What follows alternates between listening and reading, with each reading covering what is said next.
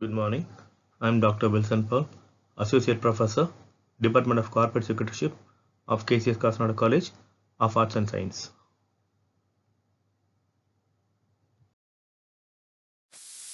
What is the partial underwriting? And it is done by only one underwriter. The company issued 30,000 equity shares of Rs 100 each, out of which 75% of the issue is underwritten by Prakash. Application for 21,000 shares were received in all by the company. Compute the net liability of underwriter. We'll start with for this sum to work out. We'll start with gross liability as usual every time we do. The gross liability is given as 75% of the issue, which means out of 30,000 shares, 75% will give you 22,500 shares. So that will be called as the gross liability of underwriter. Now, the marked application. The problem says the company received 21,000 shares. Out of 21,000 shares, same way, the 75% will be taken as marked application. So which works out to 15,750. Now the gross liability is 22,500 and the marked application is 15,750. Therefore, the remainder will be called as the net liability of the Prakash, the underwriter, that is 6,750. To understand much better, we'll have another example in the next slide.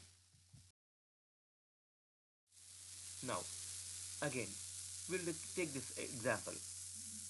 The company is issued 60,000 shares, 6% debentures of Rs 100 each. 80% of the issue is underwritten by the Balu brothers. The application for 45,000 shares were received in all, out of the which application for 30,000 shares marked. Determine the net liability of the Balu brothers.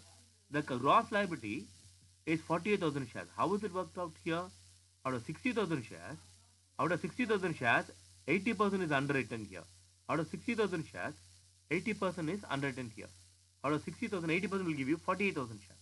Then marked application is, out of 45,000, it is given here 30,000 is marked. So out of 48,000, 30,000 is marked. The remainder will be 18,000 shares. Now, less unmarked application. We have to calculate the unmarked application. The received application minus the marked application minus the company's liability. The company says it is only 80% is underwritten, which means the remaining 20% will give you 12,000 shares, which is the liability of the company to sell. That is also subtracted from the received application. I'll repeat now. Out of 45,000 shares, 30,000 for the underwriter as marked, and the 12,000 is given to the company. The remainder will be 3,000. This will be called as unmarked application. Now, out of 18,000, the remainder 3,000 is subtracted.